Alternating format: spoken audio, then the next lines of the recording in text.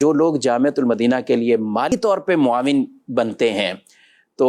آج دیکھ رہے ہیں ماشاءاللہ، آپ حضرات کو بھی دیکھ رہے ہیں، دل خوش بھی ہوتے ہوں گے کہ ہاں یار 97 میں کوئی کسی کا ذہن بنا کر لایا ہوگا، کوئی ویسے کسی نے مدرسے کو باقاعدہ کچھ مالی طور پر مدد کی ہوگی، تو ان کے لیے بھی یہ پراپر یہ صدقہ جاریہ اور کیا ان کو حاصل ہوگا؟ بالکل،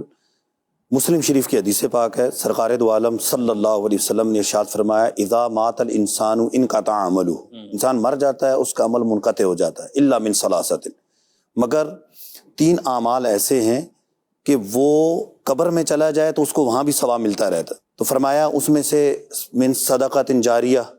ایک تو صدقہ جاریہ ہے، مسجد بنوا دی، مدرسہ بنوا دیا، کوئی ایسی چیز بنوا دی کہ پیچھے سے اس سے لوگ فائدہ اٹھاتے رہیں، وہاں عبادت کرتے رہیں، وہاں علم دین حاصل کرتے رہیں۔ دوسرا فرمایا علم ینتفع بھی، ایسا علم جس سے لوگ نفع اٹھاتے رہیں، جس سے نفع اٹھایا جاتا رہے، لوگ نفع اٹھاتے رہیں۔ اب جس نے جامعہ بنوایا اس سے لوگ جو پڑھ رہے ہیں وہ اس علم سے وہاں سے فائدہ اٹھا رہے ہیں، کسی نے تصنیف کی ہے اس کو پڑھ رہے ہیں، لوگ فائدہ اٹھا رہے ہیں، کسی نے پڑھایا ہے اس کے طالب علم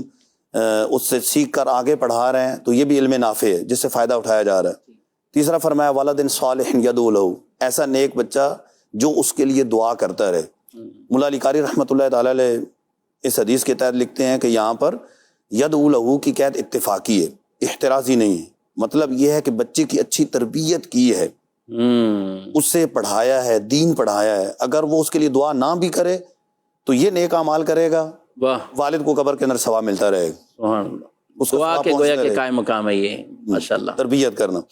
اب دیکھیں کہ جو یہاں یعنی جامعہ سے وابستہ رہتے ہیں کسی طور پر، چاہے فنڈ دینے کے اعتبار سے، چاہے انتظامی معاملات حل کرنے کے اعتبار سے، تو یہ تینوں چیزوں حاصل ہو سکتی کہ مدرسے میں انہوں نے کچھ اپنا طرف سے دیا، مال دیا، مدرسہ بن گیا، اب اس سے لوگ علم حاصل کر رہے ہیں۔ اچھا، یہ یہاں پر علم نافع بھی ہے، یہ صدقہ جاریہ بھی ہے، آگے علم سے لوگ فائدہ اٹھا رہے ہیں، صدقہ جاریہ بھی ہے۔ اور تیسرا یہ ہے کہ امید ہے، جو علماء کی خدمت کرتا ہے، علماء فرماتے ہیں اللہ تعالیٰ اس کی اولاد میں سے علماء پیدا فرما دیتا ہے۔ کیا بات ہے، ماشاءاللہ، سبحان اللہ، سبحان اللہ۔ تو اب اگر اس حدیث پر عمل کرنا ہے تو آ جائیں پھر جامعۃ المدینہ کی طرف، ماشاءاللہ، مالی طور پہ تعاون کریں، دوسروں کو ترغیب دلائیں، وہ علم دین حاصل کریں۔ نبی پاک صلی اللہ تعالیٰ علیہ وآلہ وسلم کے جو افضل الانبیاء ہونے پر گفتگو کی گئی ہے نا، دلائل دیے گئے ہیں کہ سب سے افضل ہمارے آقا علیہ الصلوۃ والسلام ہے، اس میں سے ایک بات یہ ذکر کی گئی ہے کہ ہر نبی کی امت کے جو اعمال کا ثواب ہوتا ہے اس کے نبی علیہ السلام کو بھی ملتا ہے۔ تو نبی پاک صلی اللہ علیہ وسلم کی امت کے ثواب کے حوالے سے ایک گفتگو یہ کی گئی کہ ایک تو ساری امت کا ثواب نبی پاک صلی اللہ علیہ وسلم کو مل رہا ہے جو سب سے زیادہ امت ہے، اور دوسرا یہ کہ امت میں جب کوئی شخص دوسرے کی ہدایت کا سبب بنتا ہے،